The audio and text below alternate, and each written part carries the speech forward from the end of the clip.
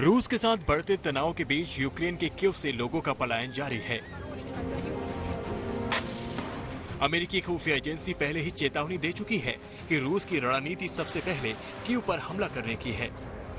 इस वजह से कीव के लोग पलायन कर रहे हैं। इस मामले में भारत भी अपने लोगों को वहां से निकालने के लिए कदम उठा चुका है। भारत साफ कर चुका है कि युद्ध की स्थिति में अपने नागरिकों को बचाना उसकी पहली प्राथमिकता होगी। दरअसल यूक्रेन में बड़ी संख्या में भारतीय छात्र पढ़ते हैं। मौजूदा संकट में उनकी सुरक्षा बड़ी चिंता बनी हुई है। हम लोग इस समय यूक्रेन की राजधानी कीव में नेशनल मेडिकल यूनिवर्सिटी में हैं और यहाँ पर बड़ी संख्या में भारतीय छात्र छात्राएं एमबीबीएस या डॉक्टरी पढ़ रहे हैं और मेरे साथ एक भारतीय बच्चों का समूह भी है, बडिंग डॉक्टर्स हैं। क्या नाम है आपका और क्या इस समय आपको डर लग रहा है? भारत सरकार ने अब एक एडवाइजरी जारी की है इंडियन एम्बेसी ने कि बच्चों को, भारतीय छात्र छात्राओं को अब भारत जाना चाहिए। जी, मेरा नाम मालविका है। मैं यहाँ पे यूनिवर्सिटी में फर्स्ट ईयर मेडिकल स्टूडेंट हूँ और फिलहाल तो हमें किसी को भी डर नहीं लग रहा है, लेकिन घर वाले इंडिया में परेशान हो रहे हैं बिकॉज मीडिया जो भी दिखा रहा है वो काफी उन पर असर कर रहा है और ऑब्वियसली वो लोग काफी परेशान हैं। तो क्या आप घर जाना चाहती हैं या यही रहना चाहती हैं? जी, अगर सिचुएशन अगर ज्यादा सीरियस हुआ तो मैं भी घर जाना चाहूंगी।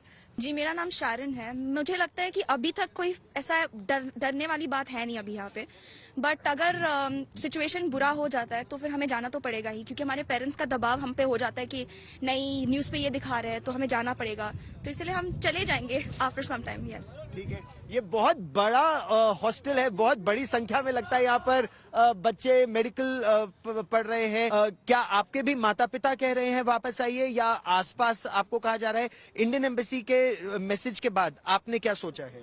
After Indian Embassy's message, our parents have called because they are really worried. But over here, locally, it's not like we're facing any situation, so it's better that if we have to, then we have to leave. Else it's good here. बड़ी संख्या में भारतीय बच्चे यहाँ Ukraine में आते हैं medicine पढ़ने के लिए। कई बार ये कहते हैं कि यूक्रेन में मेडिसिन पढ़ने की इतनी इच्छा क्यों भारतीय बच्चों में? यहाँ का एजुकेशन किस तरह का है? हम देखते हैं कि इंडिया में अगर हम नीट दे देते हैं फिर हमारे को सीट मिलने में बहुत प्रॉब्लम हो जाती है, क्योंकि कट ऑफ, फिर उसके बाद डोनेशन देखना पड़ता है। यहाँ पे ऐसी बात नहीं है, नीट दे दिया, वापस आके यू गेट एडमिशन, सब ठीक हो जाता है, बहुत इजीली हो जाता है। तो इंडिया जाके ये सब करना इज अ डिफिकल्ट टास्क, तो हम यहाँ आ जाते हैं। भारत ने एयर इंडिया के जरिए 22, 24 और 26 फरवरी को विशेष उड़ानों की व्यवस्था की है, जिसमें यूक्रेन में बसे भारतीय वापस लौट सकेंगे। वैसे तो कीव में मौजूद कई दूतावास बंद हैं, लेकिन भारत ने अपने दूतावास को फिलहाल खोला हुआ है ताकि भारतीयों की मदद हो सके।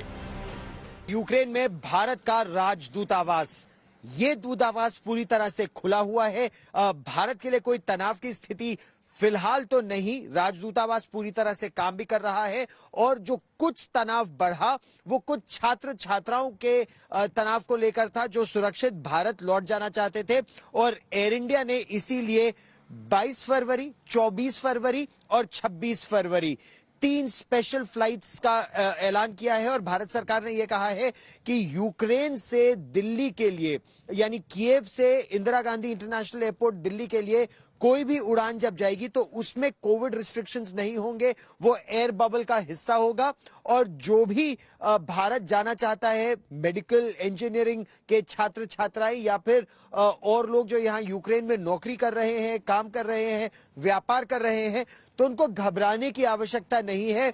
वो एयर इंडिया में अपना टिकट खरीदें, बुक करें और सुरक्षित वापस जा सकते हैं। यूक्रेन और रूस के बीच युद्ध की आशंका को देखते हुए ज्यादातर देशों ने अपने अपने दूतावास खाली कर दिए हैं। जिस दिन रूस ने अपना दूतावास खाली कर दिया था, उसी दिन युद्ध का संकेत मिल गया था। हम लोग इस समय कीव यूक्रेन में रूस के दूतावास के सामने खड़े हैं और जैसा आप इन तस्वीरों में देख सकते हैं, दूतावास के मुख्य द्वार पर ताला लगा हुआ है, पूरी तरह से ये बंद है। न केवल ये दरवाजा बल्कि अगर आप ऊपर देखें तो हर खिड़की को भी शटर कर दिया गया है, यानी एक अरसे तक ये दूतावास बंद ही रहने की संभावना है। जब से रूस और यूक्रेन के बीच तनाव बढ़ा, सबसे पहले लगभग 2 हफ्ते पहले रूस ने अपना दूतावास बंद किया। हालांकि सुरक्षा की दृष्टि से अभी भी पुलिस कर्मी यहां पर तैनात हैं। यूक्रेन की जो राष्ट्रीय पुलिस है उसके अधिकारी दूतावास की सुरक्षा की दृष्टि से तो यहां खड़े होते हैं, लेकिन अब ये दूतावास पूरी तरह से बंद है। युद्ध को लेकर रूस की मंशा पर अमेरिका को भी शक नहीं है, इसलिए उसने भी खतरे को देखते हुए अपना दूतावास भी खाली करने के आदेश जारी कर दिए थे।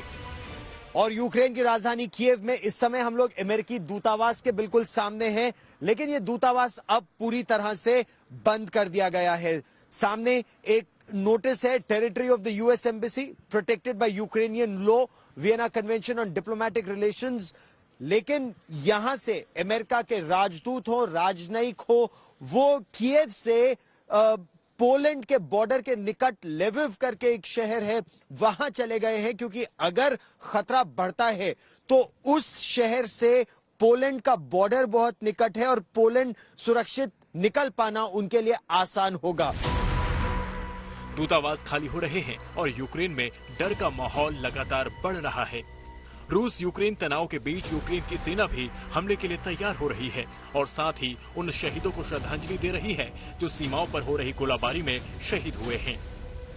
यूक्रेन में रिमेम्बरेंस डे, जो सैनिक यूक्रेन की रक्षा करते हुए शहीद हो गए उनको याद करते हुए, उनको श्रद्धांजलि देते हुए, ये सिपाही यूक्रेन के जो इसके बाद अब यूक्रेन की सरहदों पर जाएंगे, तो सरहदों पर जाने से पहले ये सभी सैनिक उन सैनिकों को श्रद्धांजलि देंगे जिन्होंने यूक्रेन की रक्षा में अपने प्राणों का सर्वोच्च बलिदान दिया। असली हमला किस दिन होगा, कितने बड़े पैमाने पर होगा, उसे रोकने की कोशिशें कामयाब होंगी या नहीं, या फिर दुनिया तीसरा विश्व युद्ध झेलेगी, इसको लेकर संशय बना हुआ है। यूक्रेन के कीव से गौरव सावंत, आज तक।